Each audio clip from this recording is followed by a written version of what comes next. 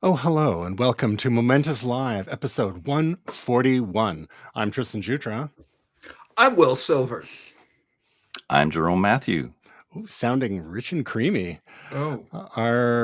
And all the way from Beijing, China. Love it. Unfortunately, the lovely and talented Tasia Custodi is not with us. She's still on her hiatus, and Gray is off tonight as well. But happy 2024. Happy New Year, guys. Happy New Year. And then you get to do another Happy New Year in a few weeks. Double dipping. Yeah, it's like good times. One of three. Thank you for joining us, Jerome. If you want to find out about us here at Momentous, you can visit us momentous.tv, and you can go to momentous.tv/links specifically for links to all their socials. And you can find the podcast and video links and all that good stuff there. But today we are going to talk about the year ahead. Our last episode, just before Christmas, episode 140 with special guest Jamie Reynolds, we talked about some of our favorites from 2023. And as has become our tradition here, this is our third annual forward-looking episode, looking to our most anticipated movies, TV shows, tech, and wildcard stuff of 2024. We don't do prediction shows like lots of other folks do. That's okay. We do something a little different. We talk about what we're most looking forward to from what we know is coming and maybe what we hope is coming. And got a little personal anecdote there about something that I may or may not be a little bitter about. So but before we jump into those, let's just, one little thing hit the news. A lot of people have been talking about, the web has been a buzz with Disney's Steamboat Willie version of Mickey Mouse is now in the public domain.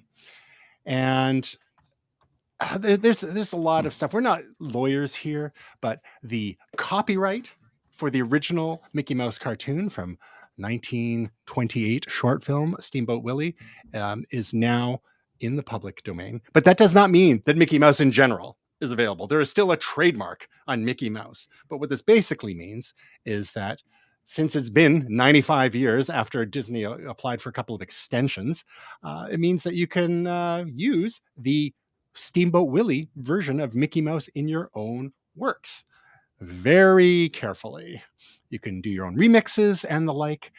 There's even a new movie that is coming out that is going to be using, well, there's a trailer for it. We saw there's a trailer for Winnie the Pooh, which had a similar copyright, a sort of, what do you call it? Not extension, copyright, what's the extinction, I guess, last year. And so we saw this kind of demented, expiry. That's the word I'm looking for. That coffee's, I should have had more coffee. Similarly, there was so that Winnie the Pooh had its expiry last year. And so we saw a kind of demented looking Winnie the Pooh horror movie. And now there's a Steamboat Willie kind of horror movie that's coming out too. I thought I had Is it a horror movie? I didn't. Yeah. It was announced. It was just announced around the time of this. Oh, where's the trailer? Dadgummit. But yeah, there's but you notice he has the hat on. It's got to be the Steamboat Willie version of Mickey Mouse. They can't just do any old. Can I say something about all of this? Of course. So, as the Disney person, and I haven't read some of the recent stuff in the last day or two. One of the things is that Disney's pretty good at obviously trademarks, but they also constantly update their characters. So even Winnie the Pooh is one, but Mickey Mouse is the biggest one where it's changed tremendously. Mickey Mouse has changed tremendously over the years. So the current version, as you sort of, I think we're saying, the current version of Mickey Mouse, like you can't touch that with a 10-foot barge pole. Like his eyes are different, his face is different, his body's different. You can't use that imagery. They've copyrighted all of that. That was part of what they were trying to sort of argue, is that, like, you know, Mickey Mouse, the original Mickey Mouse is 100 years old, but, you know, the current Mickey Mouse is different. And they actually did yet another version of Mickey Mouse for cartoons a couple of years ago where it's quite a bit different. So yeah, they're constantly doing this. This is something that's going to come up more and more. We're just starting to hit it. Like Winnie the Pooh was like one of the first characters, and we're going to start seeing a lot more characters that are going to hit this 100-year mark. Yeah, and Winnie the Pooh wasn't even originally Disney's. They did a version, so there was about the original, the A.A. Milne version. Yeah. So yeah, to your point, you can't mess around with more modern versions of Mickey Mouse. You can only play with the Steamboat Willie version. And to that end, there has been an AI generator, a Steamboat Willie generator that we'll link to in the show notes, that you can go and create your own nightmare fuel versions of Steamboat Willie, which was responsible for the thumbnail for today's very episode of Momentous Live. So we'll have a link for that in the show notes. But I think also the idea or the name Mickey Mouse can be used now. Again, not a lawyer, not legal advice. Don't take my advice. But this is one of those things. It's where the concept is 100 years old, but not necessarily the actual implementation of it. Yeah, and anything that you do, you've got to be very careful, because Disney can be pretty litigious. So especially if you're claiming to be the owner or the creator or anything like that. So if you're serious about doing something using the Steamboat Willie version of Mickey Mouse, maybe hire a lawyer. And especially if it's going to be like, if you think it's going to be hugely successful. It's one thing if it's just like people doing it for fun, because there's a lot of fair use options out there for folks. But if you're thinking of doing a horror movie, for example, and make sure you dot your I's and cross your T's there. Jerome, as someone who is in the been pretty heavy into the intellectual property business for a while as a music creator, do you think?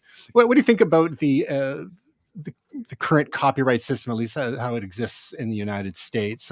Generally, it was 75 year for a lot of things, and it varies. There's differences between trademark and copyright and all these things.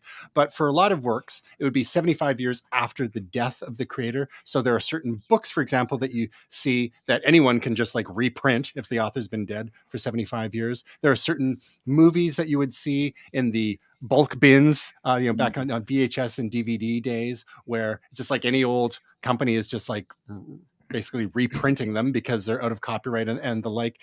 Do you think that the way copyright is now, it kind of makes sense, or do you think things should be tightened up, shortened up a little bit for other people? Like we want to protect creators, but we also want to let things actually freely into the culture for people to play with too. What are your thoughts? Well, this is a momentous occasion, actually. Even the Steamboat Willie version of Mickey Mouse coming out into the public domain, because companies like Disney have been trying to perpetually renew copyright for a very long time, and it's understandable because they want to make money off their IP, but at the same time, it's caused a lot of issues, and it's gotten kind of ridiculous. And it's I think that having this happen right now is quite important, because copyright is essentially broken because of this perpetually trying to renew copyrights and them not expiring as they were supposed to originally. And when something goes into the public domain, a lot of interesting things happen with it, and it becomes a part of the culture, and it becomes something that is more widespread. And case in point, Moby's album Play, which used a whole bunch of samples of public domain material that no one probably knew about or heard and had forgotten. And Alan Lomax had done a lot of those field recordings, right? Yeah. And it brought those beautiful recordings of soul singing and music into the mainstream, into the public again, and that were forgotten. So that's the important thing about copyright expiring and being allowed into the public domain, is it preserves these kind of precious moments in history and creative expressions, and it makes sure that they live on. They're not locked in a vault somewhere and nobody ever hears them or sees them again. And that's what unfortunately a lot of big corporations want, is they want to lock it away and then have the freedom to do what they want with it. But then what happens is no one ever hears or sees a lot of this. And I I also worked for a company in Canada that their main business was taking the public domain material, finding it, sourcing it, getting the old tapes, including a lot of old African American films, and putting it out on DVD and into Walmart. And all this stuff that was lost and forgotten got into the public because it was $1 or $2, and it was a whole business of that they made. They didn't make much money off it, but they made enough to just feel worthwhile to get all these old tapes. And I got to watch all these old tapes and restore them and then put them on DVD. And it was very cool to see all this old stuff, including old martial arts films, and then have it available to the public again, stuff that was forgotten. And I think that's important. And I think there is a solution. It's called Creative Commons, and it's created a new type of copyright that the creator can choose what kind of copyright. The old-fashioned, very strict, all rights reserved, or some rights reserved, and then the more ultimately flexible, you can remix this and you can re-edit this any way you want, and it's free for the public to use immediately on creation. A creator can do this, and so Creative Commons is a good solution. And I think it's nice to give the creator freedoms to do this, because look at now what's happening with Mickey Mouse. You could say a lot of this is trash, but it's opening up this character to a lot of new creative ideas and remixes, essentially. And so that's a good thing, I think. Well, and sorry, just to jump in on the music angle, as someone whose pretty much whole subculture is based on samples, it's definitely it's something I live with all the time in terms of from a music perspective. I know we're talking about Steamboat Willie, but I totally understand the artist making money, and I want to protect that. But it's hard as someone whose whole genre is based off of sampling and remixing, that, where's the line between people making a reasonable income and protecting their property, their intellectual property, and just, like you say, locking it away. And if I'm remixing it or adding filters, isn't that far enough away from your original work? You can still make money off your original work. I'm not calling it your original work. So that's where I always, it's something I live with every day, every time I make a piece of music, pretty much. But yeah, you've really got to look at the Creative Commons too. That's one thing I find annoying when I buy sample packs or look at samples. It's because sometimes then the artists make up their mind, and you got to be really careful about whether your samples will actually clear or not, somebody's like, no, if you're making money, contact me. Paul's Boutique of Beastie Boys album, which was made before samples had to be cleared, was from all from old records from record stores and vault the vinyl bins, and it would never be available to the public if they didn't have a big company behind them to clear all the samples. Well, and it was different than they say that the Dust Brothers could never make that. Now the production team behind that album could never make it, given how expensive it would be to make that album, because it's considered the high watermark in terms of all using samples. It's literally all samples. So there's something to be said for flexible copyright, and now we're seeing that, thank God that they still have the 70-year, not 150 years or something, because that's now we're going to see some interesting stuff here with this character, and that's good. It's keeping it alive, Exactly. To your point, there's lots of albums that would never be made today. And This Is the Day, This Is the Hour, This Is This by Pop Will Eat Itself, for example, is loaded with samples, and you can't claim that they're trying to pass it, the samples off as, they're the creators of those or anything like that. It's like using these samples as instruments in songs. Daft Punk as well. Another one. Africa Bambaataa. But what Daft Punk did on the album Discovery, especially though, is they're barely recognizable. You have to drill really deep, just the way that they've modified the samples, layered so many different things on top of each other. There's some really interesting YouTube videos out there where some people like basically tear the songs apart, and it's wild how deep you have to go to kind of understand how they crafted the songs on that album. It's a work of art in itself, and to not be able to sample and to deny people that art would be criminal, right? I think many of us have gone and looked at, where do these samples come from in the album notes, and then like, I want to check out who are these Isley brothers or these Funkadelic guys, or whatever, and then they'll start listening to this stuff, and you discover new music that was lost kind of in time. And who is this Steamboat Willie? Yeah, exactly. The young kids are going to be checking it out now, the old stuff.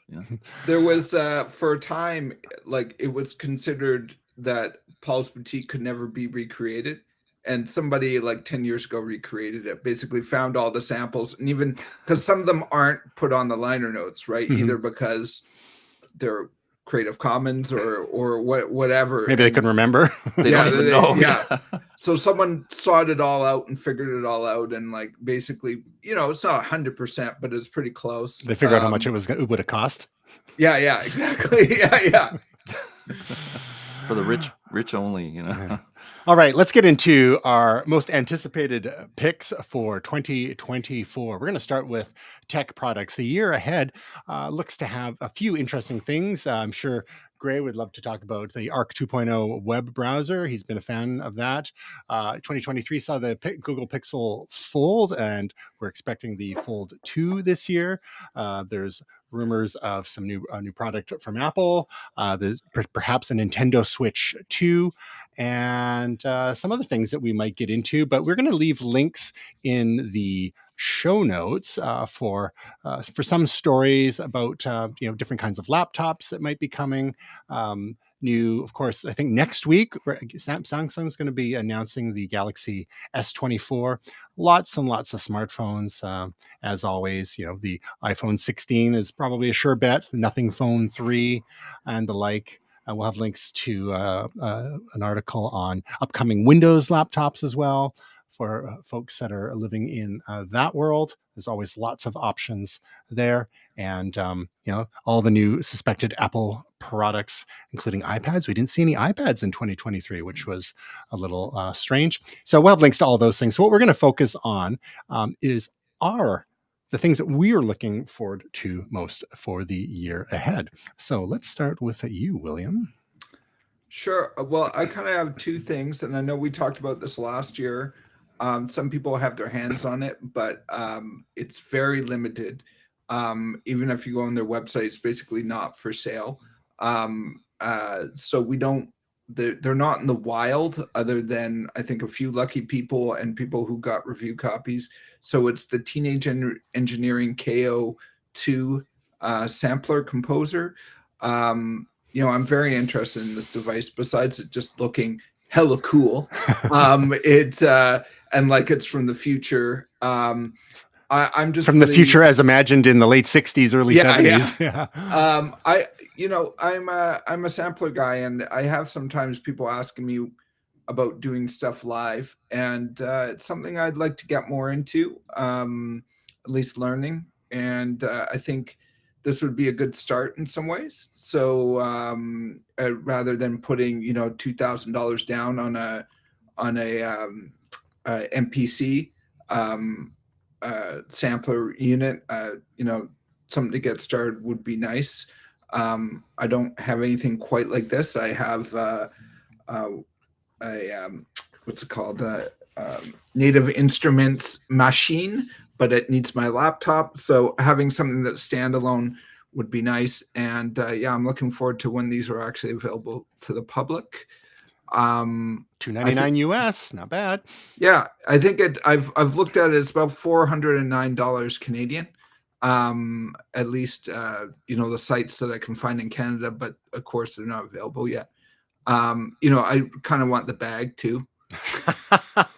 Everyone needs a tote bag. Everyone needs a tote bag. The other thing I kind of have sweatshirts earmarked, and this is why it's difficult to do this particular topic at this time of the year, is that the major music technology conference doesn't occur until late January. It's finally getting back on schedule because of the pandemic. It was in the fall, spring last year. They weren't quite ready. I think it's January 25th this year. I was hoping to go. I really want to go some year, but just not going to work with the finances this year, I think.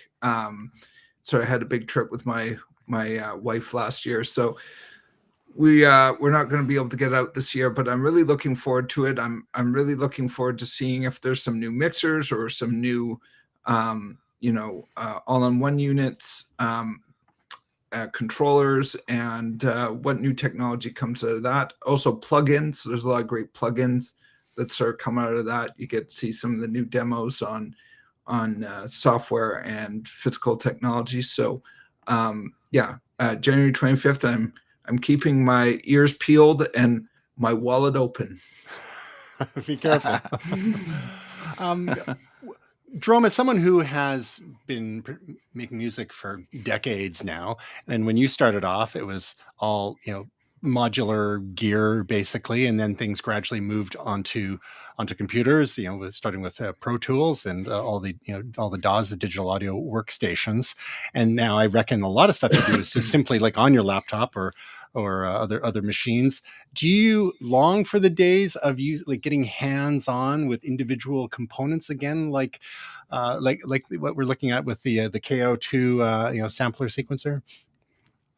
Yeah, I mean, hardware has a certain appeal because of the tactile response you can get and using it. But then if you're talking about creative workflow, sometimes it gets in the way because you have to hook it all up and you're ultimately connecting it to a computer. You're not just using it on its own, possibly, unless you want to do a live setup without a computer, which is possible now. I've moved more to software because of that. And even my mixing console has been a touchscreen, a Raven, Slate Raven, because then I can touch my plugins, which is really nice, to be able to do that with software. So I think the teenage engineering stuff is also always really well designed and very unique, and also inspires creative ideas. So it's great stuff. But and that being said, I have acquired a couple pieces of hardware, over the last couple of years, to have that tactile, ability, and that I miss. But I'm more looking forward to what the software can do, which is becoming more and more powerful. So I haven't bought a lot of hardware, but unless it's microphones, headphones, those kind of things. So I don't know. I'm kind of torn because there's some very cool looking hardware. There's some other devices. This reminded me of some other devices that are coming out that allow you to do things in a tactile way they're very unique. Like it's a new way of working with music and sound. And didn't get a chance to talk about those today. That there's some very interesting designs coming out. So I think it's promising, and I think it has a place with all this to be able to touch something and to play with it, with your hands. So, but I'm not attached to that anymore because I've had my decades of use of hardware, of all the classics, the Roland stuff, the vocoders and those things. I got a chance to play with that stuff, so I don't feel deprived. And but this new stuff is pretty cool that's coming out. I think I would love to play with it. If you get one, Will, I'm gonna be coming over. Oh, absolutely, yeah. We'll have to have a play date. Yeah, we're gonna jam. Speaking of teenage engineering and hands-on devices, the Playdate is that little retro gaming device. So I see what you did there, Will. And the price is decent. For hardware, this is a decent price for something like this. Oh yeah, for sure. And just to follow up your point too, Jerome, it's like, as someone who again does sample music and makes beats, one of my main sounds is the 808. And I've heard a real 808, the analog Roland 808. And while the digital versions are really good, and there are thousands of different takes on a digital recording of an 808, if you hear a real 808, there's something different about it. And it's warmer. Is it? Yeah, and I Yeah. don't, and I am not normally, Tristan, you know this. I'm not normally one of those guys like, oh, it's on vinyl. I'm instantly better. My No, 808 but- has tubes. Yeah, it has tubes. Yeah. There No, is but- something about a real 808 that For sure. sounds different. Yeah. And it's like the digital recordings are really close, but there's something about hearing it through speakers from the actual analog instrument. Yeah, I still have a Juno 106, which is in the same series of that. I left, Yeah. and my hardware synth, which is analog, and it doesn't have the digital cutoff the digital devices have, which means there's these harmonics in the high registers and the low. And when you play that through a huge sound system, like I have in the studio, it's you can tell the difference. There's something there, and it's just massive. The sound, it's just so rich. So there's something there with these devices when you plug them into a good system. And you play with them, it's just a different experience, really. So it's nice to do that. It's a good thing, Jerome, that you don't have an 808 because I'd probably break into your house. Yeah. I didn't ever actually own one of those, but I had some friends who had the 808. They go for 909 like and $16,000 now. yeah, even my Juno 106, it's stuck in China. I want to bring it back, and I was like, well, it's so heavy and troublesome. I wonder if I buy one over there, maybe that's more practical just to buy a new one. And it's like, I would check the price, and it's like, oh, it's over $2,000 US. This keep the value is not gone down. So yeah, so it's When interesting. When it comes to devices, these tactile devices like the KO2, I could really see one of the benefits being on the performance side. You mentioned the live aspect.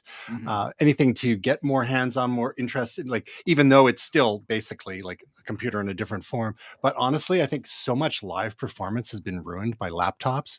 When you think about it, like you think of Drum, when we saw BT play at Graceland back in the day, and he had his stacks of keyboards and stuff, and he was doing stuff and jumping around and whatnot. But then when I saw him later at like the Rage, and it was a later tour, and it was just in front of his laptop, just like bobbing his head. It spoils you when you've seen the live electronic performances. Yeah. And you long for that again, when you've experienced that.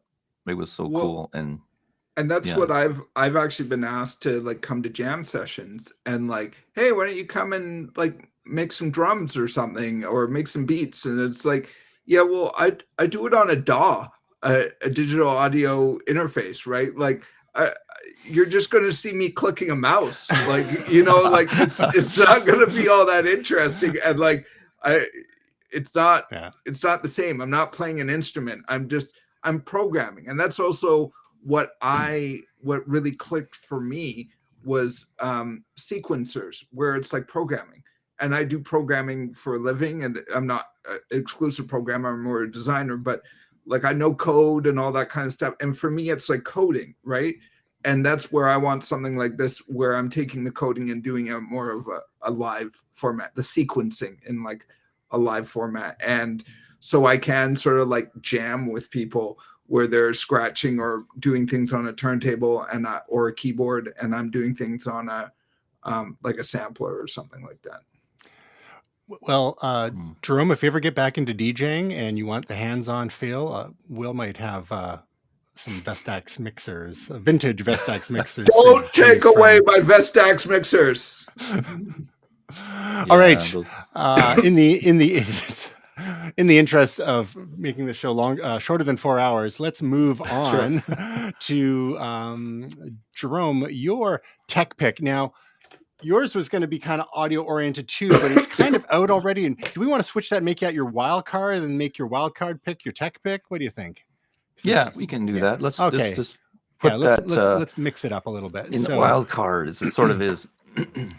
So yeah, we'll make what we had as your wild card. We'll make that your tech pick and move that up. I've just got to drag it back. So this is something that we've talked a bit about on the show as in the past, but let's get into what your anticipated tech pick of 2024 is.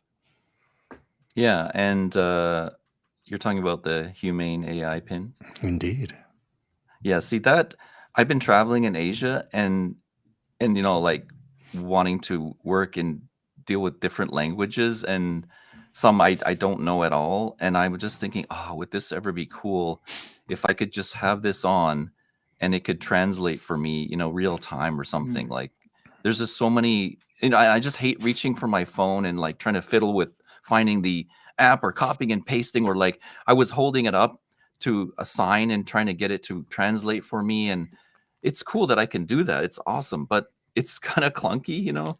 It would be cool if there's a better way and you didn't have to reach for your phone and to do some of these things. And I think this is very promising, and I know it's in its infancy, but it's the fact that it's coming this year probably is super exciting, and that you could potentially do whatever you wanted with without reaching for your phone or iPad or laptop potentially, and have access to instantly to information.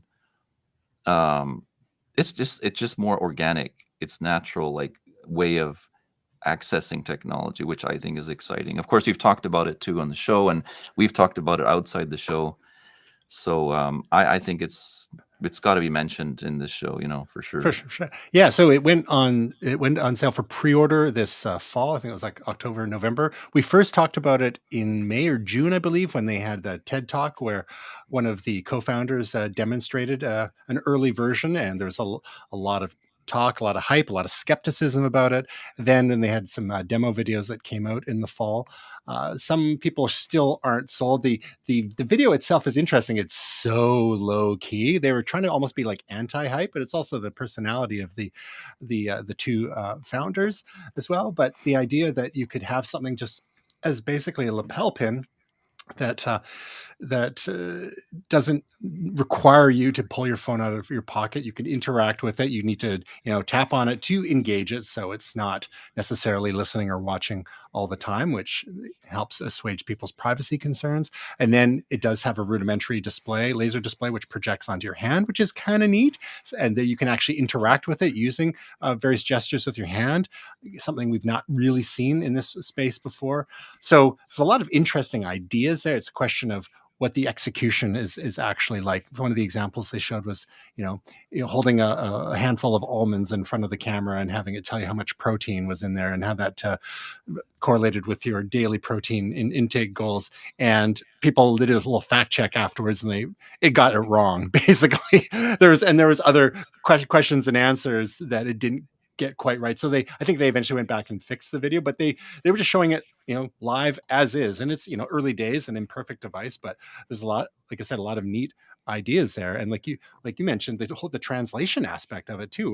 One of the demos they had, you basically engage it, and then someone just starts talking to you in a different language, and it knows that that's not your native language. So then it just translates it for you on the fly, and then translates your language into the language of the person you're speaking with. So that's the dream, the whole Star Trek, it's Star Trek. It's universal like translator dream. We have the iPad now from Star Trek that, like that's inspired by, and now we have the translator potentially, which is so cool. And having a projection, I mean, come on, we've all wanted something beyond a glass screen, to see stuff. And then this is like finally possible. And yeah, I got it wrong, but so does Chat GPT. And I think these guys are the ideal spokesperson for something like this, diverse group of people, and a little bit, more mature, because this is the people, these are the people, us guys, that would appreciate this most. Because young people are happy to have their hand in front of their phone and get the old, like, hunchback neck for like, they're happy to do that, and that's their life. But for us, like, no, we prefer like not using the phone 24 hours a day if possible, I think. And maybe we're the main market for the first target of this that would appreciate it. And so they may be a good person to say, hey, we're going to make this happen. I think, in a way.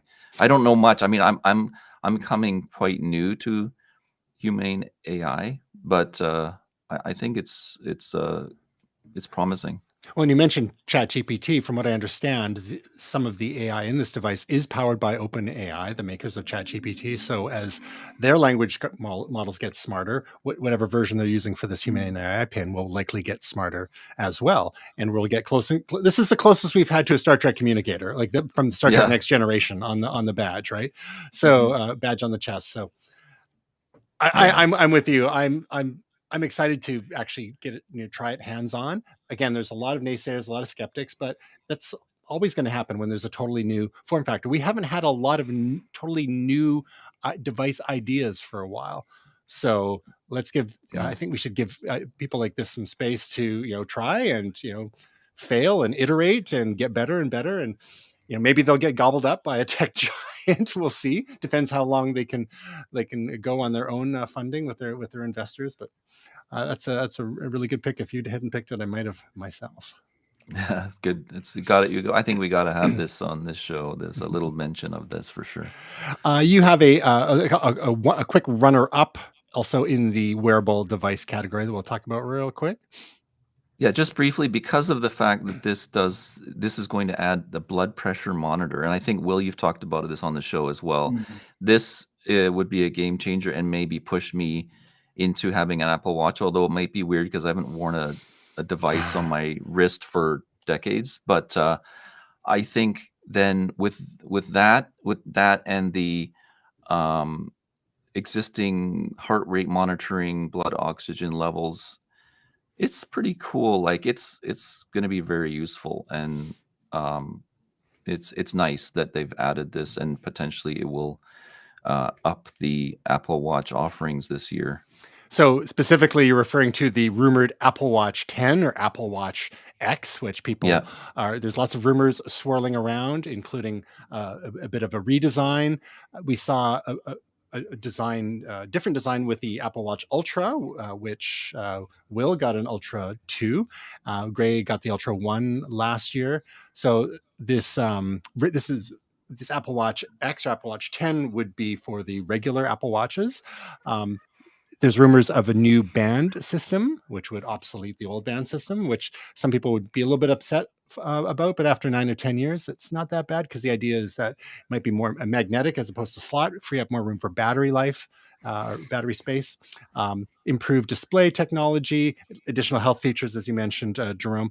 Again, of course, if Apple can settle their patent issues with Massimo at the moment, since Apple had to take the current Apple Watches, except for the SE, off the shelves for a few days until they got a stay from an appeals court about that, because there's a bit of a patent dispute with the blood oximeter feature in the current Apple Watches. So we'll see how that goes. They may have to do some tweaks there, but blood pressure monitoring is one of the holy grails for this sort of device, and it's definitely a technical challenge. And hopefully they can implement that without violating anyone else's patents. There was also accusations of poaching some of the team members from Massimo as well, and then you got all the trade secrets that go along in those people's heads too. You should just buy them out. Just buy them. That's what some people are saying. Why didn't they Apple just buy them? They got more money than God, right? Yeah. It's like they bought Next, and that's how you do it. Do it right, So Apple Watch 10, hopefully this year, and we'll see how different they make it. Okay, mine's a little predictable, but my most anticipated tech pick of the year is the Apple Vision Pro, which we've been talking about since, I guess it was WWDC last year. It actually hasn't come out, so this is not yet supposed to come out. The rumor is that it will be out in the first 2 or 3 months. Apple had said early 2024 in the United States. We'll see when it actually makes it to Canada. But again, this is one of the few totally new device categories, at least for Apple, and an augmented reality device where it can or mixed reality device. It can go between augmented reality to full VR. We discussed it a fair bit on previous shows. Of course, there's concerns about the size of it, the weight of it. Those things are technology constraints, and this thing will only get lighter and smaller and have longer battery life as time goes on. But Apple's not positioning it as simply like a VR device like Facebook is with the Meta Quest, which largely for gaming. They are basically positioning it as an entirely new computing platform. And our co-host Tasia, one of the things that she has looked at this through the lens of is as a remote work computer. Like if she's traveling and she doesn't want to have to bring, her, she's got her whole like multi-monitor setup at home with her laptop and whatnot. But when you're on the road, you don't have all that. You just have your single screen on your laptop. Well, now all of a sudden you put this thing on and you've got gigantic virtual screens in front of you. So when you kind of look at it that way, and that this is, and the price, $3,500 US, not cheap, but that's like the price of an Apple laptop. So, when you have this cloud connected device that can access all your stuff in the cloud, and you can use it for communication, you can use it for entertainment, you can use it for productivity. Again, a lot of the early reviews from people who've actually tried it have been quite positive. But there are, again, with any new product category, or especially with someone like Apple that has a lot of attention focused on it as being one of the largest companies in the world, there are a lot of skeptics. And at this price, probably going to be a niche product for quite a while. But I, for one, would like to get my hands on this because there's so many interesting applications, including training, what we've been talking about. And that's what we do with our company, Limestone Learning. We design online training. So if clients might be interested in stuff like that, it would serve our interest to get to know this sort of platform well. So that's my anticipated tech pick of 2024. A little basic, a little obvious, but it's the Apple Vision Awesome Pro. pick. No, I think it's a must add in the show, this kind of show episode as well, because it's pretty cutting edge and it's unique. People think, oh, this is just like a VR display, but it's got the tech in it is like basically the equivalent of multiple devices, and it's basically the first of, I think, a future of wearable devices that are going to be very common. So, a first thing is always like kind of clunky. It's big, it's expensive, but what I'm really intrigued about is where this is going. And people have said they've used it to look at their photos. It was like a life-changing experience. So that those responses are interesting to hear from people. And for me, it's like they show it like I guess they want to demonstrate what it can do. So they show people in front of a screen, but to me, like it doesn't make sense using it indoors when you have a screen. It makes sense of using it when you don't have a screen or there's too many people around to have a screen or a laptop in front of you. Then it really becomes quite useful and powerful, I think. Like, let's say even an airplane or something. There are many uses. Just bring an extra battery pack for the long flights. But like training, where you can see a virtual environment instead of your office room is really practical, and no hand controllers required. It just watches your hands. Virtual keyboard. It's got so many cameras and sensors in it, right? So it's pretty cool. And to your point, like a lot of the first generation products, don't necessarily age well, and this might not as well, given what's likely to follow it. But I wouldn't have trade my generation 1 iPhone for anything, my first generation Apple Watch for anything, because I got to use those things right away and get used to them. And of course, the subsequent versions got better. Early laptops weren't that great either. So it's just but it's priced this way for a reason. Part of it is, it's expensive to build. Part of it is to constrain demand a little bit. So this is the way tech works, especially with a premium tech brand like Apple. They're not going to make it cheap. They've got to absorb a whole lot of R&D costs, not to mention marketing costs. And people who can afford it will want to be the pre-early adopters, the quote unquote innovators, get their hands on it, try it out. They do some of the, not actual beta testing, but kind of de facto beta testing, because out in the world, you're going to encounter a whole lot of situations that people aren't encountering in the Apple labs. So of course, version 2 is going to be better than, in a year or two, and version 3 and so on. But you got to jump in at some point. But for a lot of folks, especially at that price point, they're happy to wait a couple of generations, which is totally understandable. It just helps to be bad with money.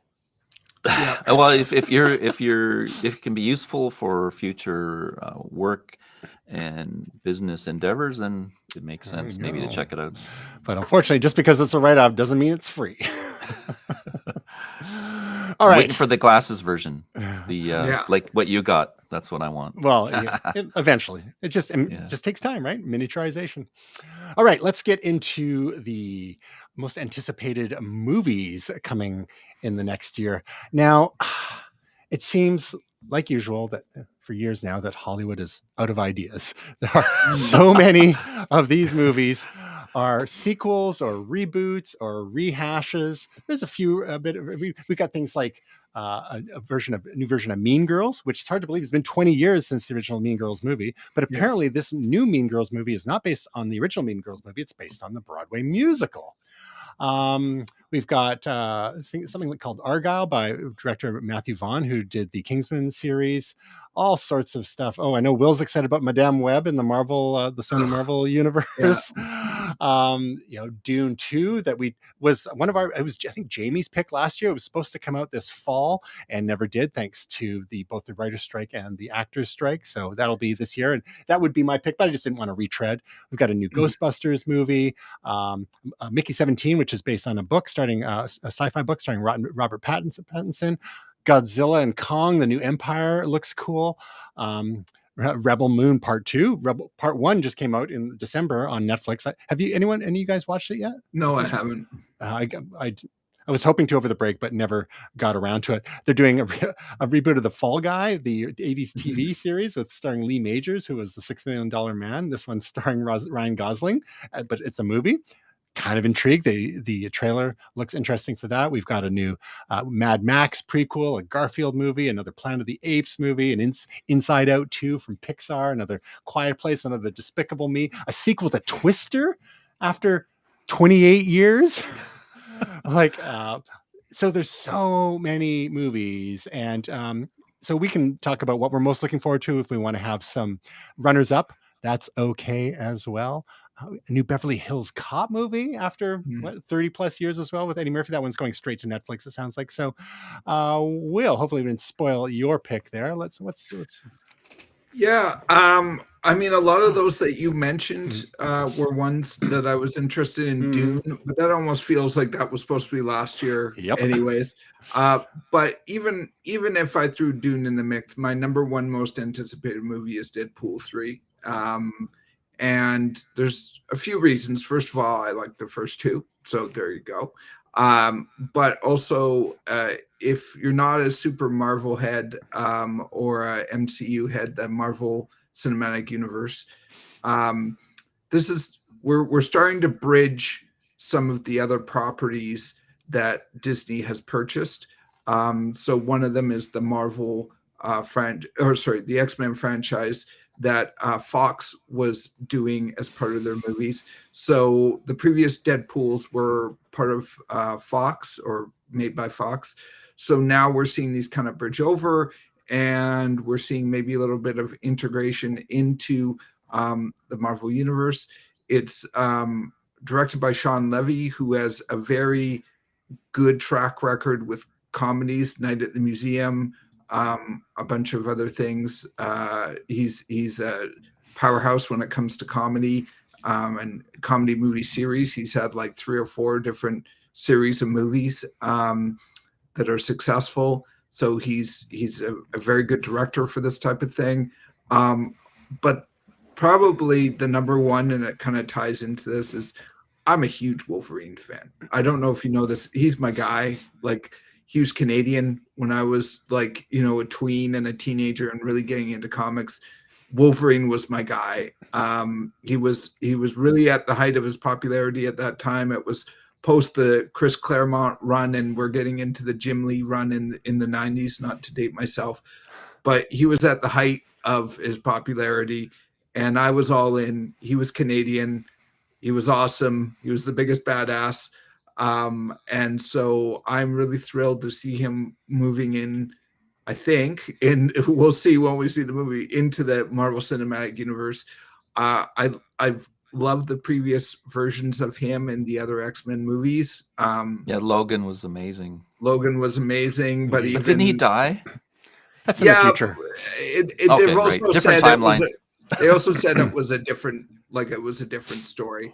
And also that Old Man Logan comic book that it's based off is not part of the main timeline anyways in the Marvel universe. So it's kind of a side thing. But yeah, by the way, Old Man Logan, great comic book. Go seek it out. It's great. It would be great to have Wolverine back. Yeah, it's been a while. So yeah, for sure. So are you guys looking forward to this? Especially now that I forgot that Wolverine and the X-Men were going to be reintroduced here, and that's pretty exciting, I have to say. Yeah. I'm also surprised. I didn't realize that in the cast list there, Jennifer Garner is reprising her role as Elektra. Yes, that's cool. Cool. I saw that as well. And they're also basically bringing in all his I don't know what you call them, his associates. So the Colossus. Colossus and Mega Teenage Warhead. I think I always forget her name. But also the cab driver and what's the other character's name? Al. Blind Al. Blind Al. So it just adds a lot of personality and fun to those movies. So I am really looking forward to it. And this is going to be the first R-rated Disney Marvel movie, right? Because the other two Deadpool movies were rated R, but they were under Fox. Disney owns Fox now. None of the MCU movies, the Marvel Cinematic Universe movies, were rated R, but Deadpool's now in the MCU, and it's going to be rated R. And they're just, it's just not for kids. It's not. It's got to be naughty if it's Deadpool. Come exactly. That's a great pick. I think we're all looking forward to that one. And just you never thought that Hugh Jackman would lace up the claws again, but one more go. Ryan Reynolds can be very convincing, I suppose. Do it. Just do it. Yeah. Good pick. All right, Jerome, what is your most anticipated movie pick for 2024? Well, it seems Disney as well, surprisingly. But Alien Romulus, I've been waiting for something new, Alien, and there's been a lot of talk about this. At one point, it was canceled, at least maybe one version of an Alien film, and now this is definitely going ahead. It's apparently completed shooting. I've seen some trailer that made me kind of concerned about it, and some of the stuff you read about here is a little concerning about like having this young character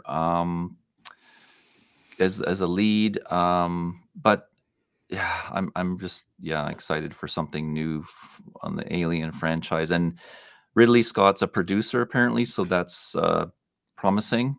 But I have my concerns. But this is my pick anyway. It's been a while, so we're due for something new, and let's see if they can make it happen, make it work. They got a high bar, to the director, what's the name? Fede Alvarez. Yeah, he has directed. What else has he directed? He's good. He's done some good stuff. So yeah, I know. I'm stoked. I'm game to see new. He did co-written Alvarez's Evil. Oh, he did. Don't Breathe is one of his more recent. Right. And Don't Breathe is good. His Evil Dead. I don't know if I saw the new Evil Dead, but it's quite good apparently. I haven't seen it either, but I think it seems so. This is set between Alien and Aliens, I believe. Yeah. So it's interesting. So it's early on, which is cool because it's like the whole rediscovering this creature thing, which is a good, I think, a good place to have it, because we haven't really. There's so many stories there that can be told, I think. So it's let's see what happens. let's take a look at what else Fede Alvarez has directed here. Just a quick look at IMDb. Writer and producer. He has credits. He's written Texas Chainsaw Massacre, the new version. Don't Breathe 2. The Girl in the Spider's Web. All right. Don't Breathe. The newer Evil Dead. Panic Attack. Director. He directed The Girl in the Spider's Web. Don't Breathe. From Dusk Till Dawn, the series. Again, Evil Dead, and some few Spanish language ones that I've not heard of. And one called. It's good. He's got some horror experience. That's important, I think. Well, and then some people debate whether the Alien series not counting Prometheus necessarily, is whether it's horror or whether it's sci-fi or a little bit of each. I think some people could argue that the first one was definitely like a survival horror sort of movie. That's its roots. So it's definitely not a strictly horror though, right? It's more complex than that. So, Will, are you on the Alien bandwagon? So I watched a marathon with you. I don't know if you remember. We watched a bunch of Alien movies before Prometheus, I think it was. Okay, yeah. I like the Alien movies. I don't love horror movies. This is well established, especially between Tristan and I, that I hate horror movies. Alien is one of those ones that's on the brink for me. I very much like Aliens, the second movie with an S. That's one of my favorite movies of all time. More of an action movie. Yeah, more of an action movie. Game over, that's sort of where game over, man. Game over. We say that every time we mention Aliens. Yeah. I think everyone does. Yeah, that's one of my favorite movies of all time. I didn't mind the third one. I know it's often David Fincher. Yeah, controversial. I liked it. But Prometheus was okay. The first one is a classic, so I'm mostly all in. I don't like the Alien versus Predator ones because that seems more about murdering people, turning them into jam. Turning them into jam. So I'm not there for those ones. But Predator is another one where I like the first two movies. And I haven't seen Prey. I should probably see. Prey's really good. But I like the first two Predator movies, and those are classic. Very much like Alien, like 10 people go into a place and one person walks out. Hilarity ensues. Spoiler. Oops. Don't get too attached. Yeah. So I like Alien. I would watch this, but again, I'm very much. It's a very fine line with me because I am a huge science fiction fan and I like action movies. So if I can squint my eyes and pretend it's an action movie and there's not so much, as you say, people turning into jam, then I'm all for it. But I don't like splatter. I know you don't like splatter movies either, Tristan. So when it becomes about just viciously murdering people, then I'm not on board. Gratuitous violence and gore is not fun, but actual scariness or creepiness or thrills, I mean, that's what I'm there for. And if it gets too scary, Will, I'll hold your hand. Okay. Oh, that's nice. Thank you, Tristan. And what I love too is my wife Stephanie is down for the Alien movies as well. She's not a horror buff either, but she appreciates the Alien series. So yeah, likewise. Okay. That's a where they got it right. It wasn't too over the top. Exactly. Okay, and there's all sorts of layers to this. It's decided. Play date. The three of us. Yeah. Okay, speaking of Hollywood being out of ideas, it was tough because there's a lot of interesting stuff coming out this year. As we mentioned, Dune 2, I mean, that's a no-brainer. I'll watch anything by Denis Villeneuve. We all love the first one. But speaking of Ridley Scott, one that I kind of had forgotten about and I'm excited to see a sequel is Gladiator 2.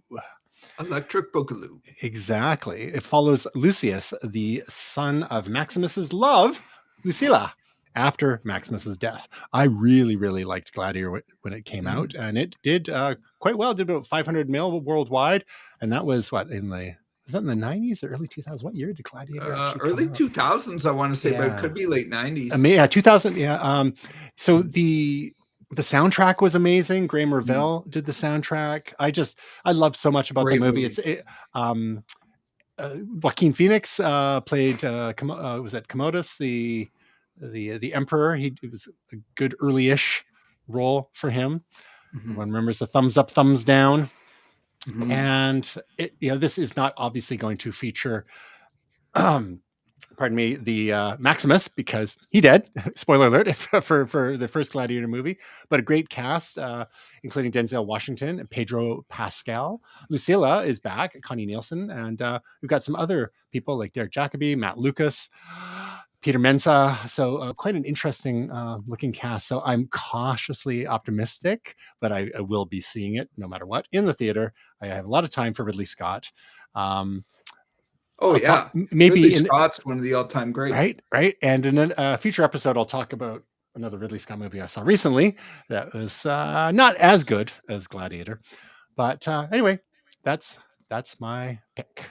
A good pick. I'm also excited about this because Gladiator is like a classic. It's just it would be so cool to see more of that if possible. But it's just like with the Alien movies, like please don't suck, please don't suck, please don't suck. All right, let's move to our next category, and that is our most anticipated TV series of 2024. Whether it's a brand new series or maybe a returning season, or maybe a little bit of each if you want to have a little bit of each. But there's all sorts of interesting shows. Again, some new IP, some not so new IP. We've talked about the Fallout. Will, I know that you were looking forward to that. There's something called Masters of the Air, which is going to be on Apple TV Plus, which is kind of like a spiritual sequel to Band of Brothers and The Pacific. And Austin Butler, known for Elvis, is going to be in that. We've got Echo, which is in the Marvel Cinematic Universe. I know that Will's got concerns. I'm interested in seeing Shogun, a great cast there. It's based on the James Clavell novels. There's all sorts of good stuff coming out. And we'll have links to a few different articles teasing some of the upcoming movies. Well, another interesting one, The Penguin, which is a direct spinoff from the Batman movie.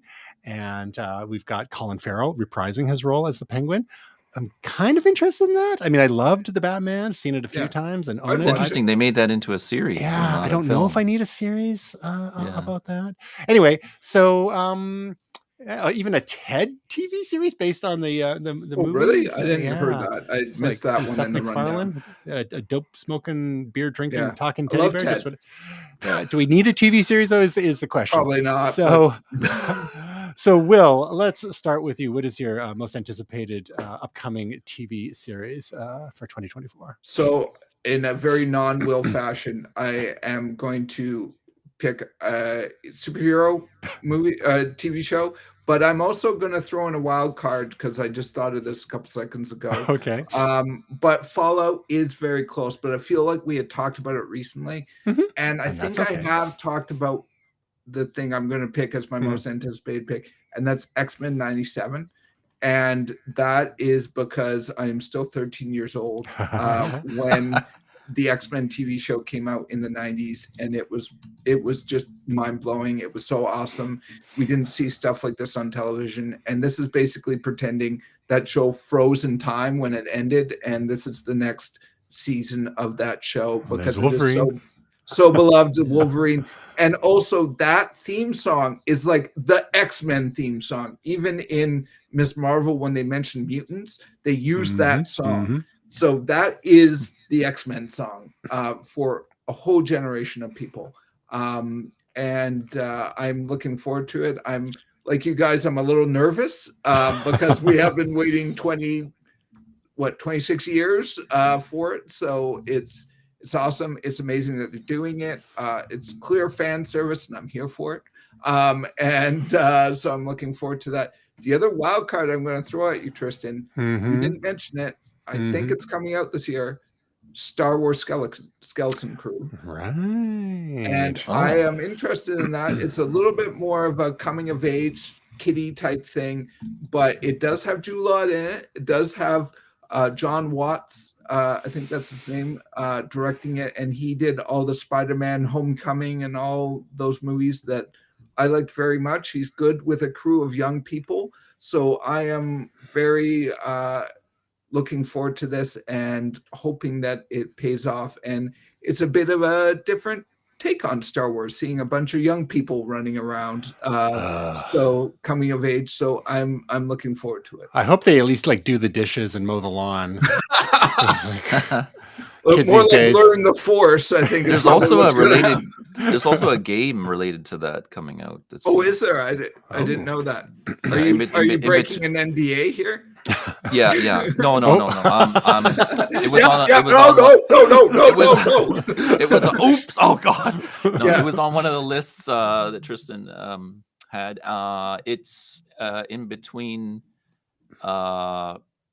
Well, it's before Empire Strikes Back or something like that. Oh, some yeah, game, like a interesting. bunch of. I with a think it's couple the of same rogues. as the Mandalorian timeline, if I Yeah, understand. something like that. Interesting. Anyway. Will, X-Men 97 sounded familiar to me, and I think that was actually your anticipated pick last year. Was it supposed to come out in It was supposed 2023 to and come just out, never and did? that's also why I brought in Star Wars. Carried Thanks for over. exposing my weakness. No, it's about time though. It's like we're overdue, so it is exciting. Yeah. Well, it's kind of like the Dune. It's kind of like Dune 2, Part 2, right? It's I had the strikes got in our way. I had deja vu all over again about 20 minutes ago, and then I panicked and I realized I should come up with That's a second okay. pick. That's how bad there was a pandemic, there was a strike, then and we got you just want a little bit more Wolverine. There's no I love the Wolverine. I hear you. I'm totally totally understandable. Yeah. Okay. All right, good picks. Jerome, your pick is one that I had not heard of until you put it forward. Why don't you tell us about The Regime? Well, The Regime, I only recently heard about it this week too, and I saw this trailer and I was like, this looks interesting, because I'm just, like a lot of us, very curious about diabolical regimes lately for various reasons, and I wonder and why. I think that this show like kind of tries to get in deep in that in the idea, but I don't know much about it. I can't say much about it other than the fact that it's like, the meeting of two diabolical sociopaths, it seems, and that's intriguing to me. And it's basically an authoritarian European government, it sounds like. Yeah. And you've got Kate Winslet, who looks like who may be the leader of that. Hugh Grant is in it as well. Did you know when it's set? When is it supposed to be set? Do you know? Because I didn't catch that. Like, this is new. It looks like kind of like the near future. It doesn't look like super high tech or anything like that. But so just plausible enough. Martha Plimpton's in. I think she's one of the American leaders. She features in the trailer as well. It's nice to see her again. Yeah, it's an interesting cast. So I'm gonna give it a chance and see. My other pick would have been Severance, but we haven't heard anything about Severance or Andor 2. Yeah, like season 2 of Severance. I was thinking about Andor and I couldn't see it on. I think they're both 2025, honestly. So for now, I'm going with that, and my runner-up is Three Body Problem, which is hilarious because this Chinese book, has been trying to get made and released into the public for years. I was even contacted by the people doing the Chinese film, this is the most famous Chinese sci-fi book ever. Okay, so, and even Obama's read it, and they tried to make a film, and it was so badly done that they just scrapped the whole thing in post-production. Oh, wow. And they contacted me at one point to can you try to salvage some of this in terms of the sound wise? And then before I could even get in on it, it was just scrapped, the whole thing. And so then they made a TV series. That didn't go well, the Chinese version of the TV series. And I don't know much about that. And then Amazon was like, we'll do it. And was supposed to come out a couple of years ago, and still it's just slated for this year. But it's a very famous story, so I'm interested. And now it looks like it's going to be Netflix. So either it was supposed to be Amazon. So it's had this very tumultuous journey, but it's a story that must be told because this is like the most famous sci-fi writing from China ever. So it's got a huge fan base of people waiting for. Yeah, and there's a series. There's like 3 books in the series, I believe. Yeah. I look forward to it because I've heard so much about it. Again, there's some Wandering Earth, the same author as Wandering Earth. Oh, is it? Okay, I started watching Wandering Earth. I didn't get. We got Liam Cunningham in there. Benedict Wong, who is you may remember him from the Doctor Strange movies. John Bradley's in there. Some good people. So let's see. It's had a bad luck. So let's see if this one can work. A lot of people saying this isn't going to be very authentic to the original story. There's concerns, but if it's in English, then that's good because a subtitled version. This story is kind of complex, so a subtitled version of the show might be hard for us guys. A lot of people have subtitles on when it's English anyway. So you don't miss any stuff, especially when there's a lot of technical aspects. Yeah, well, that's a whole other topic. Is having to have subtitles now because actors are mumbling their words because of the use of lav mics. Is oh god, in China everything is subtitled because of the different dialects, Cantonese, simplified Chinese. So everything everyone's used to subtitles. So Mhm. if you have a Chinese friend watch a movie without a subtitle, they get very anxious. Mhm. They're used to seeing that in general here with all the movies in the theater. So it's kind of funny that they to get them to watch something without it. But it's sort of necessary for certain series where you have people with thick accents or you have complicated subject matter. It's nice to have. But So anyway, even though it's not quote unquote original IP because it's based on books, at least it's not something that most of us have seen before. So looking forward to no, some new stuff. Oh, looks like yeah, Benioff and Weiss, who were behind Game of Thrones, looks like they're attached to this as well as producers. So it's a beloved story. So Mhm. yeah, let's check it out and see. It'll be good. Good stuff. We got a lot of watching to do, fellas. Yeah. So my anticipated pick is another. Speaking of recycled ideas, you may recall a movie from 20 years ago with Brad Pitt and Angelina Jolie called Mr. and Mrs. Smith. Mm. Well, now that's being rebooted into a TV series starring Maya Erskine and Donald Glover. Paula Dano is also in it, but Maya Erskine and Donald Glover are the titular characters, and it looks like a lot of fun. Two strangers with land jobs with a spy agency that offers them a life of espionage, wealth, and travel. The catch: new identities in an arranged marriage. So you may recall the similar premise from the original movie. However, you may not know this, but there was a previous Mr. and Mrs. Smith TV series in the 90s starring none other than Scott Bakula and Really? Maria Bello. And this is like, what? How have I not even heard of this? Yeah. So It's a good idea. It's an interesting story. Yeah, it's from 1996 on CBS, so it's probably terrible. But a lot of people actually, there's a lot of really fond comments about it online, and good actors, so it might be worth checking it out. It feels like a bit of a, a little bit of a moonlighting vibe. Oh, that was a good show. Yeah, I love that. but I think something like Mr. and Mrs. Smith may have a little bit of the kind of chemistry we saw in The Diplomat, for example, on Netflix. The Mr. and Mrs. Smith movie with Pitt and Jolie, Stephanie and I quite like. So I think she'd be interested in this. We both like Donald Glover quite a lot. I haven't seen tons with Maya Erskine, one or two things. But Paul Dano, he was the Riddler in the Batman movie. And Maya Erskine, I remember her from Pen 15, the comedy. Yeah, I haven't seen too much else with her. She was in Obi-Wan Kenobi. Yeah. Okay, and she's done a lot of voice work as well. Anyway, Mr. and Mrs. Smith, and that is coming on Prime. That's going to be on Amazon Prime February 2nd, right when they start adding commercials. Perfect. You can believe it. So that's one of these news stories. We weren't really scheduled to talk about it, but Amazon Prime's going to start adding commercials unless you pay them an extra $2.99 a month. So, no one's making money on streaming. Everyone's losing money. So I get it, but it's just kind of, and there's a lot of people who are not going to get rid of Prime because they like the free 2-day shipping, etc. But I don't know. I think I might just have to, I'm so allergic to ads nowadays. It's hard to get used to them again, isn't it? So let's move to our wild card category, and you could pick anything from your most anticipated games or books or even like concerts. We'll have links to a few articles for those interested in checking out some of the stuff coming up in those categories. But Will, you've got a game as your pick. What's that? Yeah, so this is a weird one. I'm not sure it's going to be good.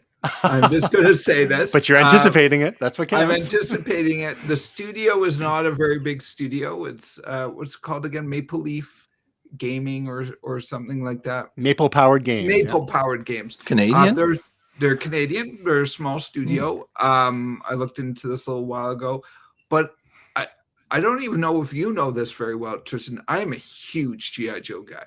I'm like really into G.I. Joes. And so I am psyched about this. I'm also big into this what's I saw. called two. Didn't we see the Snake Eyes movie together or something? No, we didn't. I've never seen it because it's such a horror show. But we did see the second GI Joe movie. I think together. Okay. With The Rock in it as Roadblock.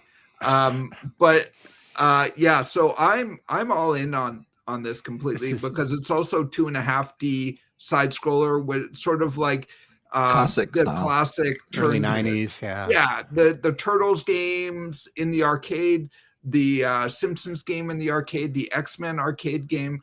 These are like very, very high watermark games for me, just absolutely my childhood, and I love them.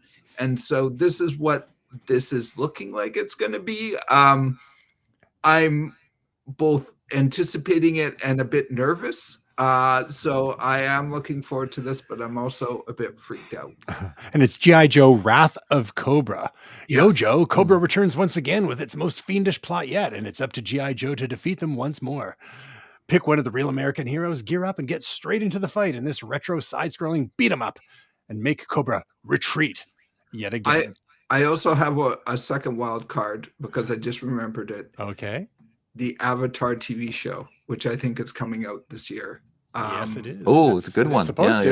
I love Avatar, and I think we've talked about it before, but it's got the actor from what's his name? Korean actor. He's in The Mandalorian as a rebel pilot. Paul Sun-Young Lee. Yeah, who played Uncle Iroh. Yeah.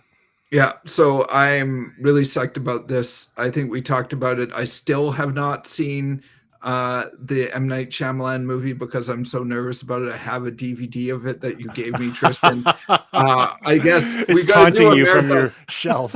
Should we do a marathon where we watch the movie and then we watch the first episode or something like that? I still haven't seen the movie either, I don't think. Oh, really? No, okay, I haven't. Well, I haven't either. It's been like, I've been eyeing it, but play date. But yeah, so I'm psyched about that as well. That's an added wild card because I just got it's a good one. These things. And you are a big fan of the animated series, Will. Are you? I have Appa back there. I have my Appa back there. I'm a huge fan. I'm a bit nervous because I love the animated series so much, but it's such a great story. It really is. I think, I always bring it up in stuff because it definitely has a fan base, a very strong fan base, but I feel like this should be a way more popular thing. Like this is just so good. It's so good. Like the original animated show is so good. It's one of my best, favorite pieces of fiction ever. So, Tristan, I think I was watching it at the time when we were first sort of working together and getting to know each other. And I was friggin' obsessed with the show. So, yeah. Well, it's good. You had to grow your hair out to cover up your tattoo on your skull, right? I did. The arrow ends right about here. I gotta see that. All right. Good extra bonus wild card pick there, Will. All right, Jerome. Let's see, where are we here? What's your wild? Oh yeah, your wild card pick was something. It was a music thing, and it's kind of out already, but you're looking forward to using it more. That's your anticipation, is using tools like this and perhaps others that have improved so much in the last year. Tell us about Suno.ai. Yeah, whenever I've talked about AI music over the last few years on the show and in general, I've been very disappointed and it's been a write-off. I've tried to use a number of them, the ones that are out, and trying to make something useful with them, and I've gotten nowhere. So I'm quite excited about this. And when I used it, it was still early. It was in a beta, and now it's available to public, and it's but it's constantly being improved and evolving. So I mean, I guess it's a future pick in terms of this is going to get more developed as time goes on. But I don't want to talk about it too much. I just want to try to play you something. And apologies for any technical issues because this is the first time on the show we're trying. It seems like we've been able to do this through some fancy technical workarounds. Drum's going to break the show. Here we go. Let's do it. Let's make this happen. Man. It's 2024. Let's make it happen. And I want to play you a sample from this. music AI generator. And this is not only a music generator, this does the full thing. And it can create lyrics with prompts. It creates the music, and it appoints an appropriate singer for you to sing the lyrics. And just take a listen to this. Okay, I'm going to give you a sample. First, I typed, for this one, I'll tell you what I typed in. I typed in 80s style pop song. Basically, I think that's about it. And what I did is it gives you two options, right? And it takes 2 minutes to generate. It gives you two options. And I picked, they're both very different and even different singers. One of them was a male singer. I chose the female singer, and I will play you the one I thought was the best out of, I did about 4 of each of different genres. So I picked the best out of only 4. Now that's saying a lot, I think, as far as these tools go, that it gave me something that I thought was good in 4. But, take a listen for yourself. I'm going to play you this little demo. You guys ready? Yep. Okay, here we go.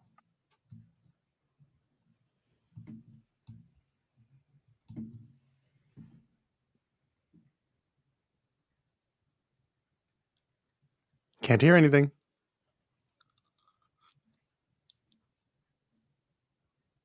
Technical difficulties. Please stand by. It was working before. Okay, I think I know why. Let me try again. Here we go. Okay. Rhythm takes us higher, higher than the stars. In this time machine, we're the kings and queens of the charts. Oh yeah, we're singing along to a 1980s pop song. Okay, Crazy. you heard that? We did that time. I'm not gonna say anything. Just you guys, you comment, and then I'll go on. I think that's pretty impressive. It sounds like a real song. You should probably just quit your job now, Jerome. Yeah. No, that's the thing. I mean, I don't feel as a threat. I'm getting ideas from some of the songs. Like it does these little vocal echoes and like background parts and things, and I'm like, ooh, that's cool.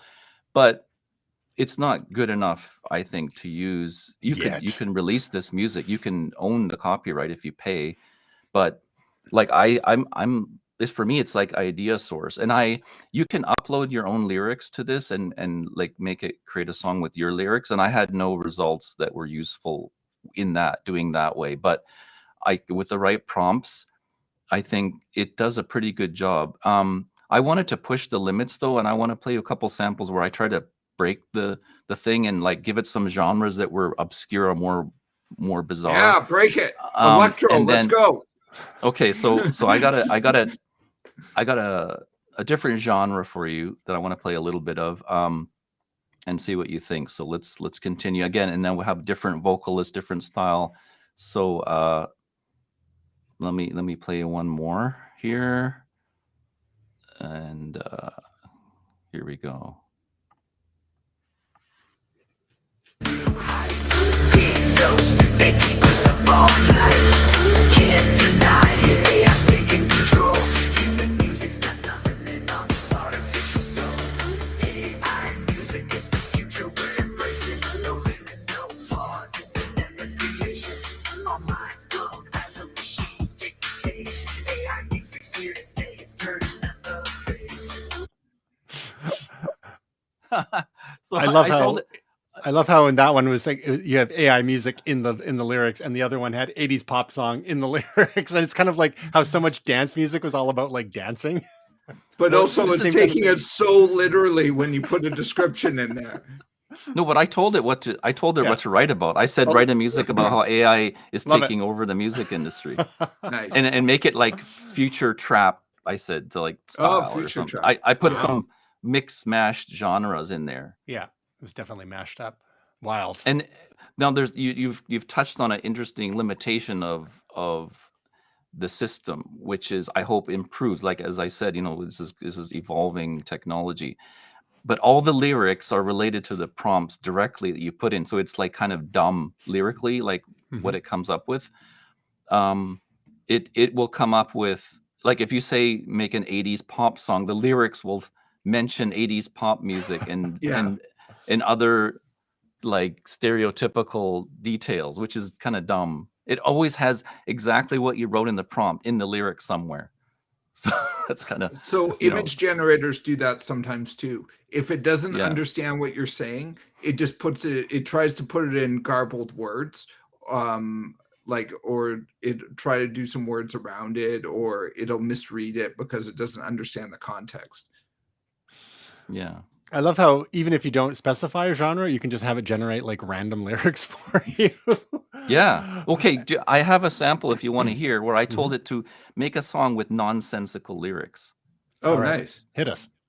You want to hear that one? Okay. Hit me, baby, one more time. That's nonsensical. Okay, now let me see here. I'm gonna just make sure I choose the right one because I have a whole bunch of these. Okay. Okay, let's try this one. Oh, I hope this is the one that mentions elephants or something. This was be good. Okay, here we go. You ready? Don't spoil it. Come on. Zoo, zoo, zoo, zoo, zoo, I'm in the mood for some bam bam. Tick tock, time is running out like Shazam. Flip flop, dancing in my neon shoes. Boom, boom, boom, boom, partying with kangaroos. Party with kangaroos. Dancing cha cha cha cha cha. This reminds me of some actual music from the 90s. So I don't know if the show can handle the illicit content of let's go do some boom boom. Hey, I said nonsensical, but it actually kind of makes sense in a disturbing way. But like that's pretty crazy. Like I'm getting all these ideas from the nonsensical like stuff that it came up with. It's like that's kind of cool. Like non-word based lyrics. That's like Well, crazy. it's like Swedish pop music from the late 90s. Like, I Yeah. want it that way. You're like, what way? Why? oh, that was Backstreet Boys, wasn't it? Yeah. The remarkable thing, like we've been messing around with this stuff over the last year or so, and it's like how far this is kind of, I know Jerome, you and Will and this Graham is a and quantum Gray and I- leap like here with Suno, I think. I mean, because Big time. like I said, I've only generated 4 of each of these genre prompts with slight variations in the prompt, and it came up with something like this. This is like 2-minute song, which you can apparently extend now with the latest version.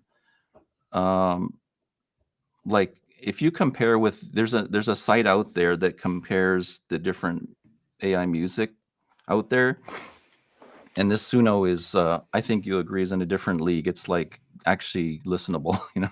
Big time. And so you can sign up for free at app.suno.ai, and that's suno.ai. You can sign up using a Discord account, a Google account, or Microsoft account, and you get 20 free credits. And I think for I did use the free version for what I did. Yeah. And I went, I was messing around. I did dark instrumental, 90s techno, upbeat Britpop, nostalgic, intellectual male synth pop. That was Stephanie's suggestion. Aggressive, high energy, industrial, electro. Actually, I've got those were the shortened versions, but my prompts were actually a bit longer than that. You can specify things like BPM, genres, eras, the type of vocals, and so on. I find, however, it doesn't always get it quite right. Like some of the genres, it doesn't quite nail, but it's one of those things, just like with any prompt engineering, you just keep playing with it until you get something that more closely resembles what you're trying to get out of it. But some of the vocal styles were quite wild too. Like there's some of the cadence of the vocals was a little unusual, but in a good way. It wasn't just like cookie cutter on the beat kind of vocals and lyrics. So, and there's a uniqueness. You get random singers appointed to the song, but you get some singers that are like really very natural and organic sounding, like, and have human nuances that are pretty impressive. And sometimes you're like, oh, I wish I could use that singer for other songs, but they don't have that. But see, that's where I'm looking forward to the future of more options and evolution. And Tristan, I have one more for you that a difficult genre that I think it really nailed. I want to play you, which is industrial. And again, the lyric content is about AI taking over, so which is appropriate for the nicely genre. dystopian. Yeah, so let me play you a bit of that. I think it did a really good job of, and see what you think. Okay, here we go.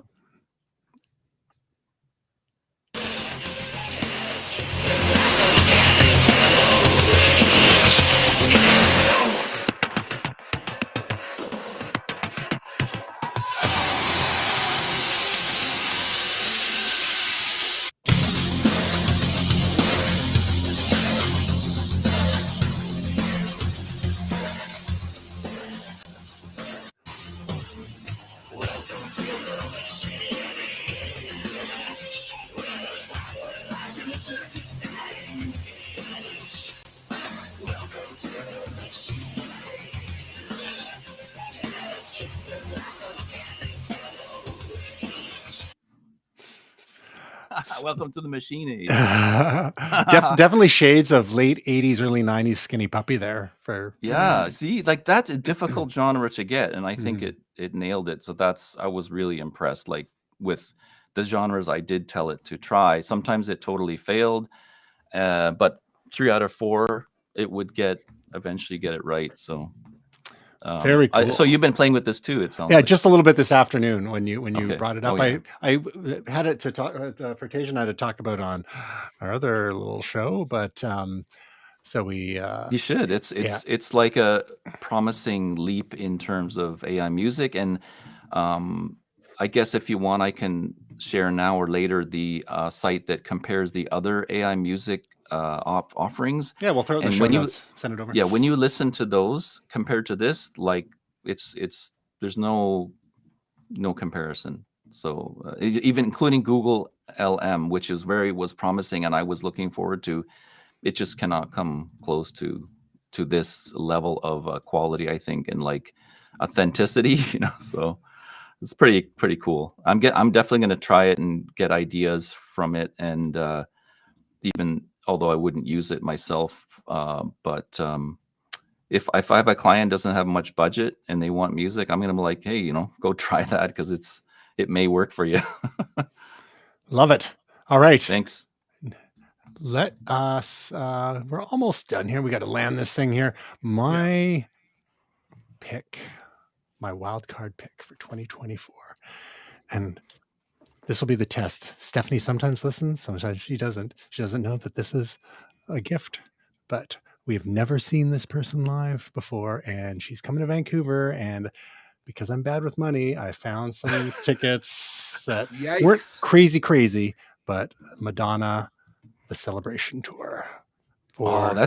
That's a nice graphics look like they're done by AI, by the way. Oh yeah, they're all totally manual. Madonna is AI, dude. Have you seen her pictures on Facebook lately? Yeah, She's become an AI character. So this is someone that we've never had a chance to see live. And when the tickets first went on sale, I'm like, ugh.